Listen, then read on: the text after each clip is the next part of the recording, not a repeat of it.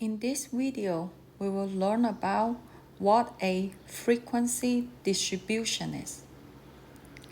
A frequency distribution is the organization of raw data in table form using classes or groups and frequency. Class or group is a quantitative or qualitative category. The frequency is the number of times a value appears in a certain data set. Relative frequency is the number of times a value appears in a certain data set divided by the total number of values in the data set. And a cumulative frequency adds all the previous relative frequency to the relative frequency for the current row. Let's take a look at an example on understanding how to construct a frequency distribution. Now, when you hear the word frequency distribution, you can also associate as frequency table. So below is a data set of 20 students' hour of studying.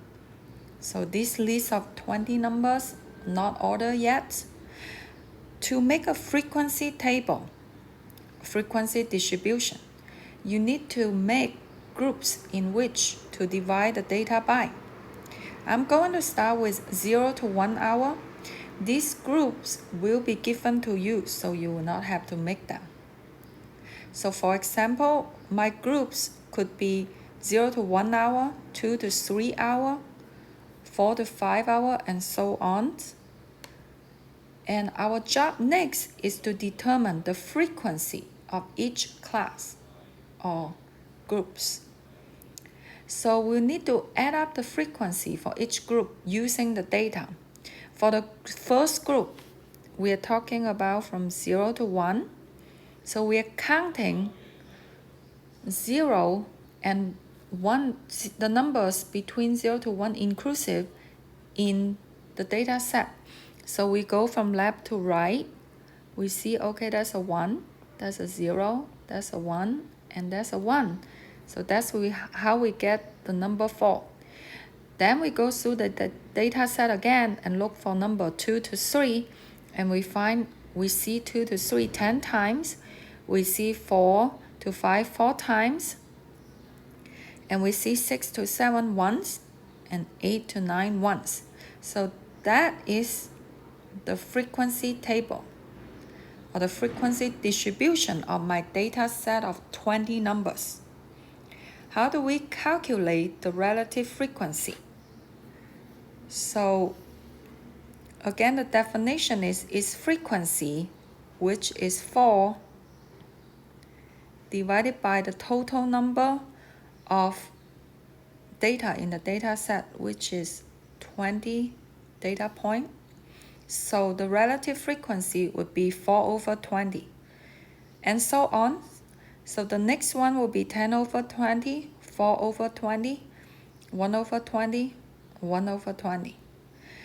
So this is how we get the relative frequency. We must find out the frequency first and then divide each number by the total number of data in the data set to get the relative frequency.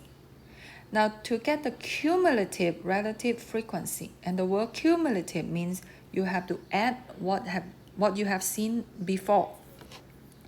So for the first group, we only have 0.2. For the next group, okay, itself is 0.5, but earlier we have 0.2, so we have to add up those two numbers to get 0.7. And for the next number, again, you just add this 0.2 to 0.7 to get 0.9. And the next one, you just add it to the previous total. And for the last one, you will add it to 0.95. You should get 1. So it's important to know that if you've done your calculation correctly, the cumulative relative frequency will be 1 at the very end.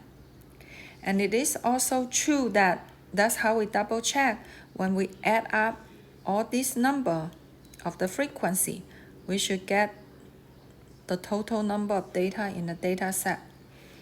And if we add up all this number together, the relative frequency, we should get 1 as our total. And 1 means 100%, right? So 1.